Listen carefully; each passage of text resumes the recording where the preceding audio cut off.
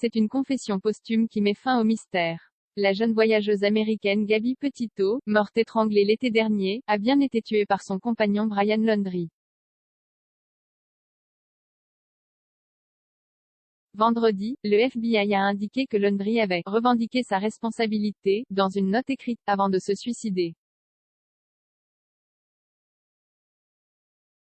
Le FBI va donc prochainement classer l'affaire, car l'enquête n'a pas identifié d'autres personnes directement impliquées dans la mort tragique de Gabby Petito.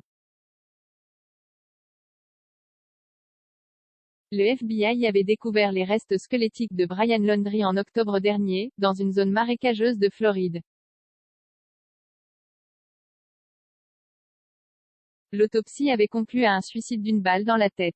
C'est dans son carnet, retrouvé à proximité dans un sac en plastique étanche, que Brian Laundrie est passé aux aveux. Mobilisation des internautes. La disparition de la jeune femme, signalée par sa famille le 11 septembre dernier, a tenu en haleine l'Amérique. Son fiancé, Brian Laundrie, rentré seul en Floride de leur road trip estival le 1er septembre, est vite nommé comme une personne d'intérêt, par la police, mais pas comme un suspect. Les internautes jouent au détective en ligne, analysant chaque post laissé par Gabby Petito sur Instagram et TikTok avec sous hashtag #CroisillonVanLife.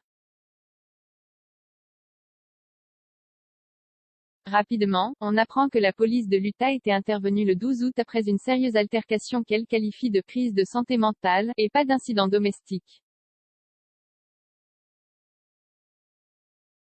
La jeune femme, en larmes, explique qu'elle a griffé son fiancé, et que ce dernier lui a attrapé le visage.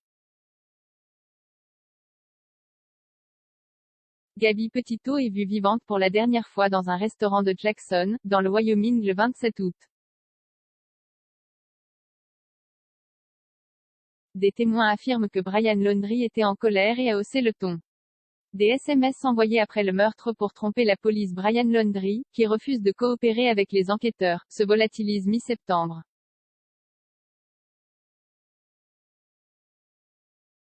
Ses parents mettent plusieurs jours avant de prévenir les autorités, qui découvrent la dépouille de Gabby Petito, près d'un camping dans un parc naturel du Wyoming, le 19 septembre.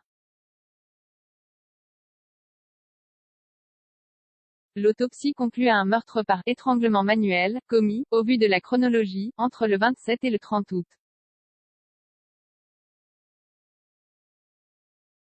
Après la mort de la jeune femme, Brian Laundrie a utilisé sa carte de crédit à plusieurs reprises.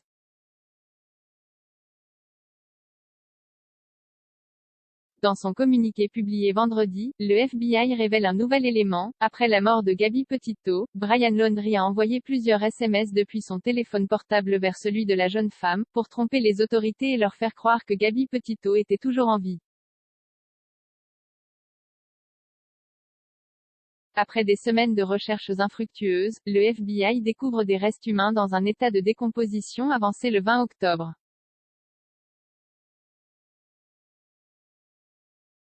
Les données dentaires permettent de confirmer qu'il s'agit de Brian Laundrie. Si l'affaire a mobilisé le public comme rarement, elle reste tristement banale. Sur les 600 000 Américains signalés disparus chaque année, plusieurs milliers ne sont jamais retrouvés.